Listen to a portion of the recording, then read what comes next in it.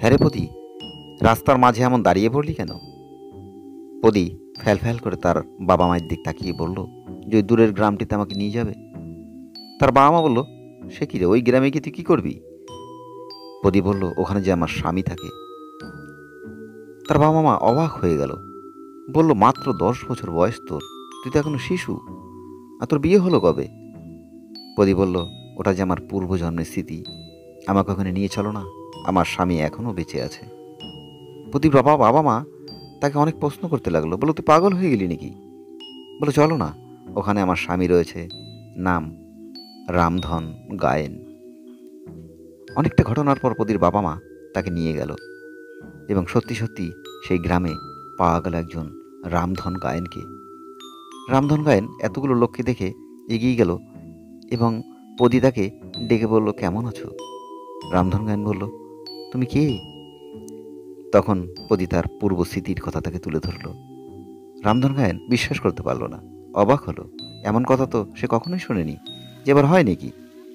পদি বলল যে, তুমি ট্রাঙ্কের থেকে আমার ওই শাড়িটা বের করো না, শাড়িটা আমার ভীষণ পছন্দের ছিল, আমি ভেবেছিলাম ওই শাড়িটা পরে আমি এবার ঠাকুর দেখতে যাব।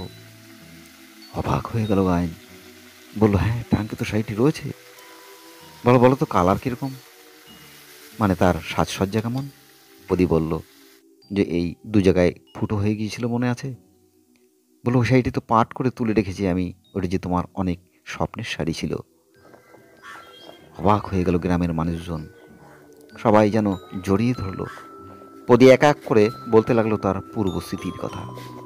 প্রিয় দর্শক, এটি সত্য ঘটনা অবলম্বন একটি লেখা কাহিনী আপনাদের সামনে তুলে ধরলাম।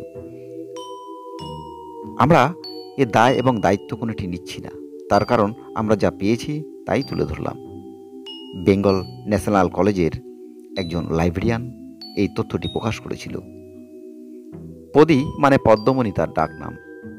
পদি, বয়স 10 বছর, পিতা খোসাল মোড়ল, গ্রামের নাম বলাগড়, পোস্ট উত্তর বিষ্ণুপুর, দমদমা, 24 পরগনা। পদির পূর্বজন্মের যে নাম ছিল তা মন, পিতা দীপচাঁদ মণ্ডল, গ্রাম বেউতা, ভাঙড়, 24 পরগনা।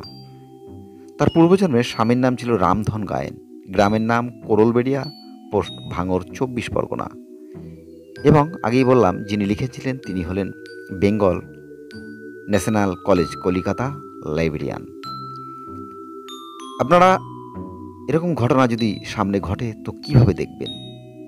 আমরা জানি না এই ঘটনাটি সত্য কতটা আর মিথ্যে কতটা, তাই বললাম যে দায় এবং দায়িত্ব কোনোটাই আমরা বহন করছি না, বিশ্বাস করা না করা আপনার বিষয়। তো প্রিয় দর্শক, এই ঘটনাটি যে পত্রিকাটিতে প্রকাশ হয়েছিল তার নাম অলৌকিক রহস্য।